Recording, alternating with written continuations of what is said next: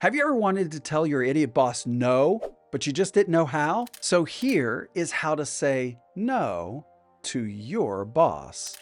Saying no to your boss can really be a daunting task, but sometimes it's necessary to maintain a healthy work-life balance or to ensure that you're performing at your best levels. So I want to talk to you about the key to doing it successfully and how to communicate your refusal, because that's really what it is. Telling your boss no can be difficult and it can also be intimidating. So here's how you can say no tactfully and professionally. The first thing you're going to do is assess the situation. It's kind of like looking out of an airplane at the landscape below. You're going to want to prioritize. And what I mean by that is, before responding, evaluate the request in the context of your current workload, your commitments, and your deadlines. All of those things are important and you need to know what they are. So if the task would compromise your ability to complete higher priority projects, it might be necessary to decline. Next, you're going to want to check for alternatives.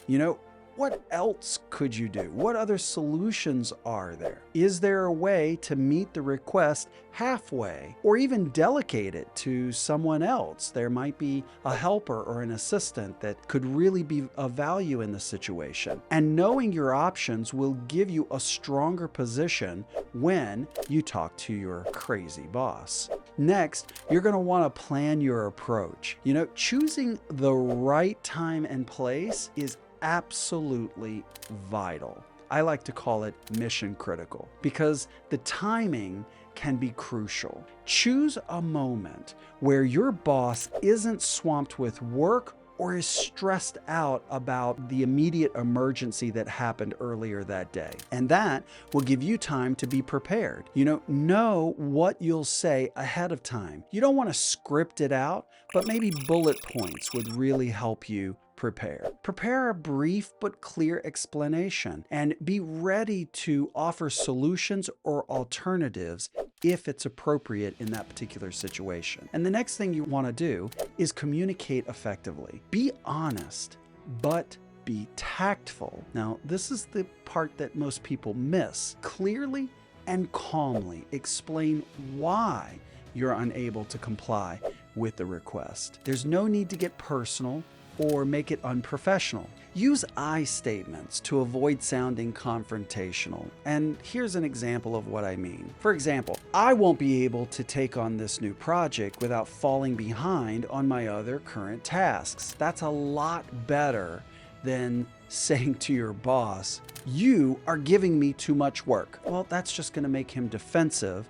and you're putting him in a position to where he needs to fire back. Don't do that. So the next thing you want to think about is be firm but respectful. Maintain a balance between being assertive and personally respectful. Make it clear that you're not declining out of laziness or insubordination, but because you have valid reasons, and you need to have valid reasons. So think about those carefully, because they're going to ask what they are. Next, you want to offer alternatives. Be solution-oriented. If possible, suggest another way the task could be accomplished or offer to take it on at a later date. This shows that you're committed to being helpful and solution-oriented for the benefit of the company, and that's going to be a win-win situation always. And you're gonna want to keep it brief.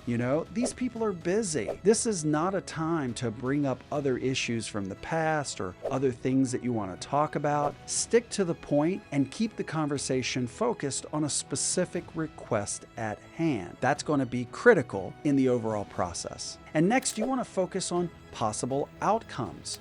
Is there some sort of acceptance that you can push forward? Ideally, your boss will want to understand your reasons and agree with your decision. So how you phrase these things is really going to be important. And next, we're going to talk about negotiation. Be prepared for a counteroffer or for further discussion on how the task can be accomplished without affecting your other responsibilities. Now here's a big one. Let's talk about rejection. Nobody likes to be rejection, but for me, the word no means next opportunity. So if your boss insists that you take on a task despite your objections, you may need to reassess your workload and priorities or consider discussing the issue with your HR representative. So remember, the goal is not just to decline the request, but to do so in a way that maintains professional relationship with your boss, and it also protects your reputation in the workplace. It's crucial to approach the situation thoughtfully, but strategically. For more information on how to handle difficult work-related situations, click the link in my bio and I'll see you there.